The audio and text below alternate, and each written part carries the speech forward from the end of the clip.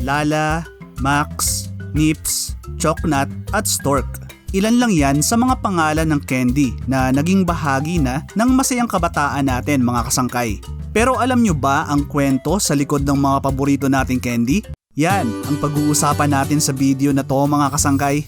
Aalamin natin ang kasaysayan at ang mga bagay na dapat nyong malaman sa 5 brand ng candy na sumikat sa ating mga Pinoy. Pero bago tayo magsimula ay iniimbitahan kitang mag-subscribe kung bago ka lang sa aking channel at mahilig ka sa mga ganitong content. Pakiclick na rin ang bell icon para lagi kang updated kapag nag-upload ako ng mga bago kong video.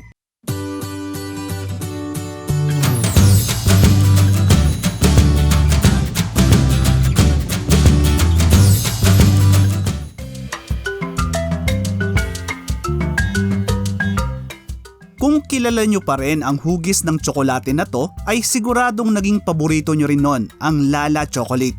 Sa loob nga ng mahigit 4 na dekada ay naging laman na ng mga tindahan ang pangmasang chocolate na to na gawa sa Giginto, Bulacan. Ang Lala Chocolate ay imbensyon ni Salvacion Belaro na isang tubong Bicol. Noong 1973 nang lumipat sa Maynila ang pamilya ni Belaro. Pero hindi sila pinalad sa Maynila kaya lumipat uli sila sa Bulacan kung saan nagsimula ang pamilya na magtinda ng mga candy na sinimulan nila sa kamote candy na kung tawagin ay mulido. Di nagtagal ay nadagdagan pa ang mga tinitinda nila ng cheese pastillas hanggang sa maisipan ni Belaro na gumawa na rin ng tsokolate.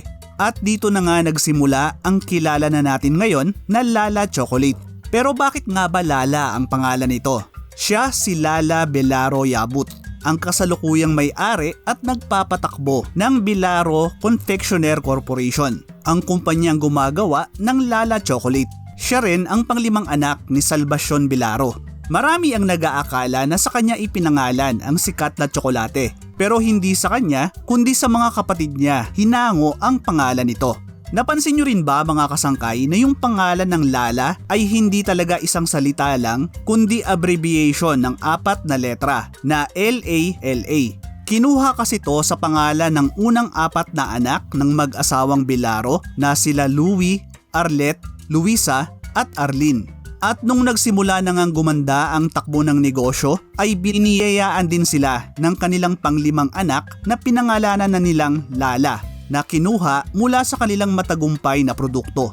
Nakakabilib din na kahit na hindi gumamit ng patalastas ay nakilala pa rin ang Lala at nananatili na isa sa matagumpay na local chocolate brand sa bansa. Sa ngayon nga, maliban sa chocolate ay mayroon na ring ubi flavor ang Lala. At kung di ako nagkakamali ay 5 piso pa ata yung naabutan kong presyo nito nun. Kayo ba mga kasangkay? Bumibili rin ba kayo ng Lala Chocolate? Anong presyo nito ang inabot nyo pa? Pakishare naman sa comment section sa baba.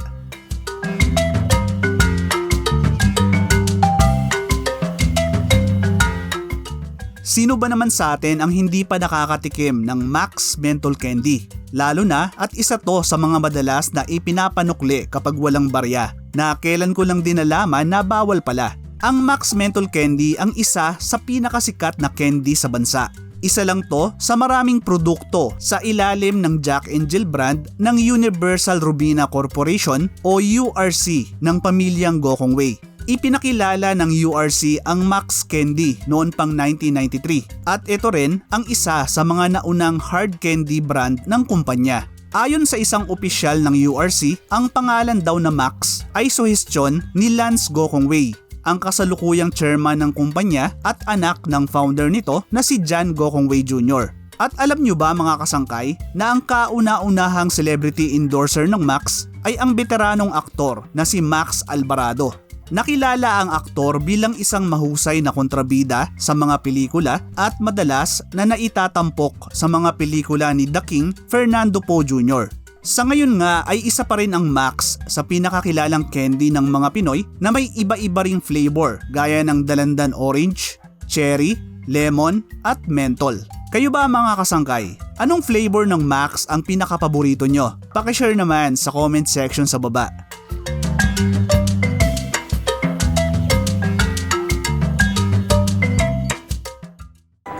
You wanna see what happens in a bag of lips when you put on want to touch my lips, they make a rainbow.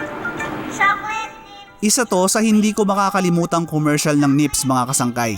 Ito kasi yung madalas kong napapanood sa TV nung kabataan ko. Ang candy-coated na Nips chocolate ang local version natin ng M&M's. At gaya ng Max ay gawa rin to ng Jack and Jill ng Universal Robina Corporation.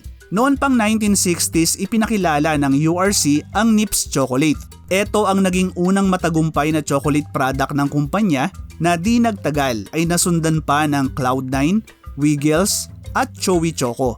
At mula nga noon ay isa na ang Nips sa naging paboritong chocolate candy ng mga kabataang Pinoy. Ang pangalang Nips ay galing sa binaliktad na salita nito na spin dahil ito raw ang unang proseso sa paggawa ng maliliit at makulay na milk chocolate candy.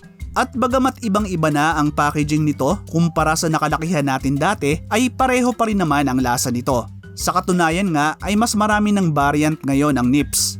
Meron na rin tong Strawberry Delight, Peanut Deluxe, Creamy Tiramisu, White Chocolate at Dark Chocolate.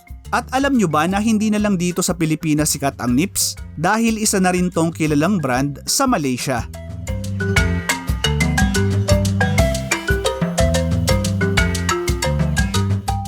Natatandaan nyo pa ba yung Chocobot mga kasangkay? Yung chocolate peanut candy na may mga disenyo ng mala transformer na robot sa packaging. Tapos may parapol pa to pero yung madalas kong nakukuha try again o better luck next time. Isa lang ang Chocobot sa mga brand na sumubok hamunin ang Chocnut pero hindi nagtagumpay. Ang King Chocnut Peanut Milk Chocolate o mas kilala lang natin na Chocnut ay sikat na noon pang 1970s. Noong 90s hanggang 2010s ay ginawa to ng New Unity Sweets Manufacturing Corporation o Unisman, isang candy manufacturing company sa Malabon. Maliban sa Chocobot ay marami-rami na ring humamon sa Chocnut gaya ng Queen Mani Milk Chocolate, King Choco Star, Choco Mani, King Chatlet at Barnut. Pero ang magiging pinakamatinding kalaban nito ay ang Honey na gawa naman ng Anis Sweets Manufacturing and Packaging Corporation ng Cavite.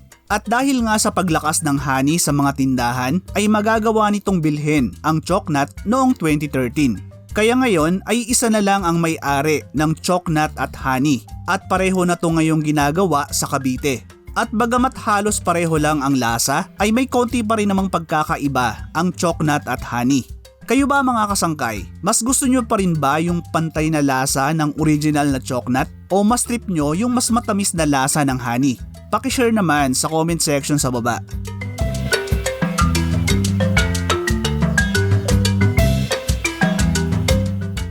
Nung kasikatan ng Stork ay isa to sa pinakamabentang candy sa bansa. Mula sa mga tindahan hanggang sa mga takatak boys ay madalas na ito ang binibili. Saktong-sakto nga lang yung tagline nito dati na Stork, masarap kasama. Nagsimula ang Stork noon pang 1968 nang itatag sa Pasig ang Stork Products Incorporated na naging licensee ng August Stork KG ng Germany. Sumikat ang Stork sa bansa at kapag sinabing menthol candy ay Stork agad ang pumapasok sa utak ng mga Pinoy. Mula sa matatandang naninigarilyo hanggang sa mga batang gustong tumikim ng maanghang na candy.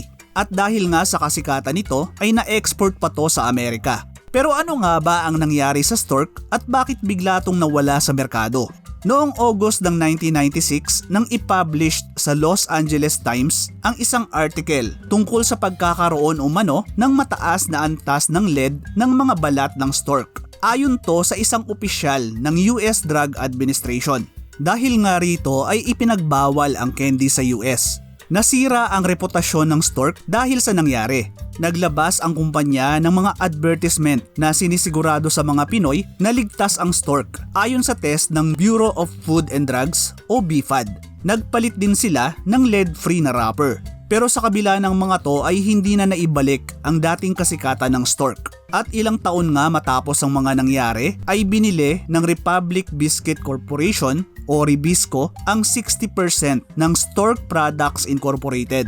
Dahil dito ay Ribisco na ang naging majority owner ng Stork. At para sa mga namimiss na ang kumain ng Stork candy ay matitikman nyo pa rin naman to dahil hindi naman to nawala kundi nagbago lang ng pangalan.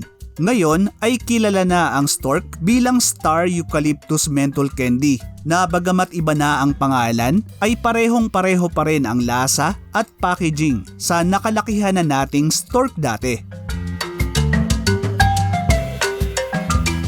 Maraming salamat sa muling pagsama hanggang sa dulo ng video natin mga kasangkay.